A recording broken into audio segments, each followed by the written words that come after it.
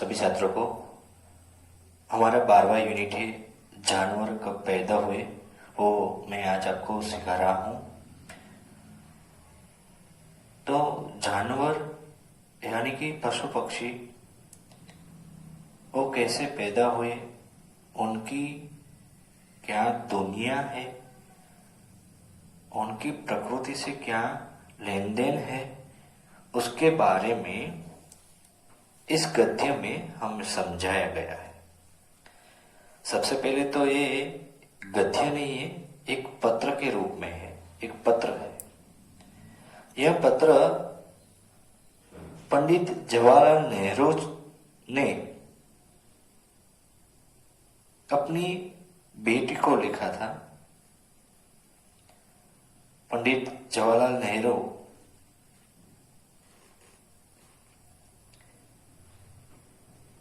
हमारे प्रधानमंत्री थे।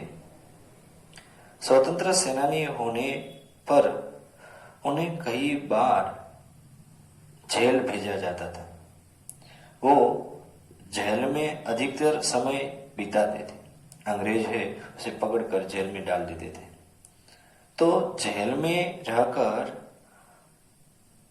जवाहरलाल नेहरू अपनी बेटी इंदिरा गांधी यानी कि इंदु, उसका शॉर्ट नेम इंदु है, इंदु को वो पत्र लिखते थे और पत्र में रोचक जानकारियां उसे देते थे।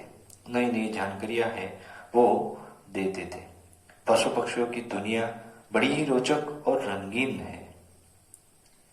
इस पत्र में भारत के पहले प्रधानमंत्री जो जवाहरलाल नेहरू है, उन्होंने अपनी बेटी इंदिरा गांधी को पशु पक्षी की रंगीन दुनिया के बारे में बताया है। क्या आप जानते हैं, स्वतंत्र सेनानी होने के कारण नेहरू जी का अधिकतर समय जेल में ही बीतता था। ऐसे में वह पत्रों द्वारा अपनी बेटी को नई नई जानकारियां देती थी। पत्र कैसे लिखे जाते हैं वो भी हमें इस गद्य के माध्यम से सीखने को मिलेगा और कुछ रोचक जानकारी भी हमें इस गद्य के माध्यम से मिलेगी। तो सभी छात्र अपनी कॉपी में ध्यान रखेंगे। जवाहरलाल नेहरू अपनी बेटी को पत्र लिखते हैं। प्रिय इंदु, शुरू में छोटे छोटे समुद्री जानवर और पानी में होने वाले पौधे दुनिया की जानदार चीजों में से थे। वे सिर्फ पानी में ही रह सकते थे।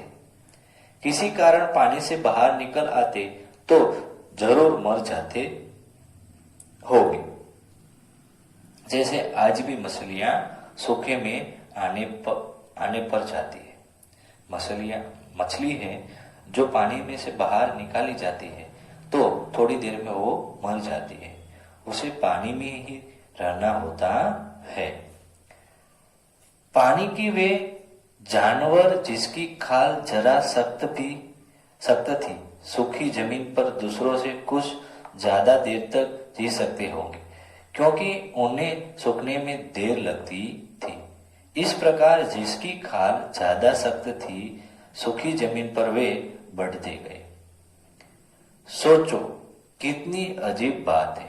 जानवर धीरे धीरे अपने को आसपास की चीजों के अनुकूल बना लेता है। तुमने देखा होगा ठंडे देशों में जहां बहुत ज्यादा बर्फ गिरती है, वहां चिड़िया और जानवर बर्फ की तरह सफेद हो जाती है। जहां पर बर्फ है ज्यादातर, तो वहां के जानवर और चिड़िया बर्फ की तरह कैसी हो जाती है? सफेद हो जाती है। गर्म देशों में जहां हरियाली और पेड़ बहुत होते हैं, वे हरे भरे या किसी दूसरे चमकदार रंगों के हो जाते हैं। जहां गर्म देश होते हैं, हरियाली होती है, पेड़ पौधे बहुत होते हैं, वहां के जानवर बड़े रंगीन और चमकदार हो जाते हैं। इसका यह मतलब है कि वे अपने को उसी तरह बना लेते हैं जैसी उनकी आसपास की चीजें हो। जानवर है वो अपने आसपास की चीजों के अनुसार बना लेते हैं। जहां जिसका वातावरण होता है उसके अनुरूप वो बन जाते हैं। उनका रंग इसलिए बदल जाता है कि वे अपने को दुश्मनों से बचा सके, क्योंकि अगर उनका रंग आसपास की चीजों से मिल जाए तो वे आसानी से दिखाई नहीं देंगे। जो चीजें उनके आसपास है उनके जैसा ही रंग मिल जाए तो आसानी से दूसरों को दिखाई नहीं देंगे। इसीलिए चित्ते का रंग पीला और धारीदार होता है। चित्ते का रंग कैसा होता है? पीला और धारीदार होता है। इस धूप की तरह जो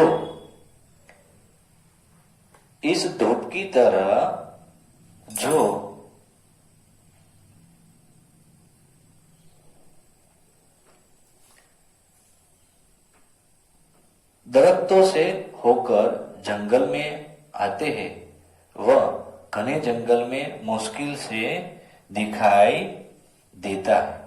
ठंडे देशों में उनकी खाल पर घने बाल निकल आते हैं, जिससे वे गर्म रह सकते हैं। और ठंडे देशों में उसके शरीर पर घने बाल आ जाता है, जिसके कारण उसे ठंड नहीं लगती है। इसी अजीब बातों को जानना बहुत जरूरी है कि जानवर अपने रंग ढंग को आसपास की चीजों से मिला देते हैं। जानवर है वो अपने रंग ढंग को आसपास की चीजों से मिला देते हैं। वे जानवर जो अपने को बदलकर आसपास की चीजों से मिला देते हैं, उनका जीवित रहना ज्यादा आसान हो जाता है। उनकी संख्या बढ़ने लगती है। हम ऐसे बदलाव जो हमारे चारों तरफ होते रहते हैं देख नहीं सकते, क्योंकि वे बहुत धीरे धीरे होते हैं और हमारा जीवन बहुत छोटा होता है। लेकिन प्रकृति अपना काम करती रहती है और चीजों को बदलती और सुधारती रहती है। वह न तो कभी रुकती है और न आराम करती है। प्रकृति है वह ऐसे बदलाव धीरे धीरे करती रहती है, न वो कभी रुकती है न ही वो कभी आराम करती है।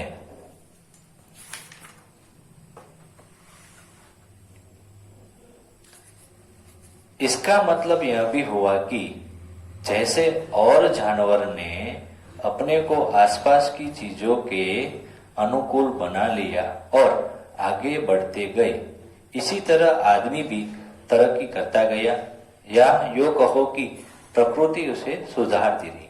पर आज उसके घमंड का ठिकाना नहीं है। वो सोचता है कि और जानवरों से उसका मुकाबला ही क्या। लेकिन हमें याद रखना चाहिए कि हम बंदर और वान मनुष्यों के ही भाई बंधु हैं, और आज भी शायद हम में से बहुतों का स्वभाव बंदरों जैसा है। आज मानव है वो भी सुधरता गया है, तो मानव को अभिमान नहीं करना चाहिए, क्योंकि उन्हें याद रखना चाहिए हम भी बंदर और वन मनुष्यों के भाई बंधु है। इस पाठ से हमें सीख मिलती है कि हमें कभी भी अभिमान नहीं करना चाहिए, और हमें प्रकृति से सीख मिलती है कि प्रकृति के अनुसार जो प्रकृति का बदलाव है उसकी तरह हमें भी हमारे अंदर बदलाव लाने चाहिए। यहाँ पर हमारा गद्य है वो पूर्ण होता है। आपको अपनी कॉपी में कड़े शब्द लिखने हैं। उसके बाद अगले वीडियो में हम अभ्यास और स्वाध्याय सिखाएंगे।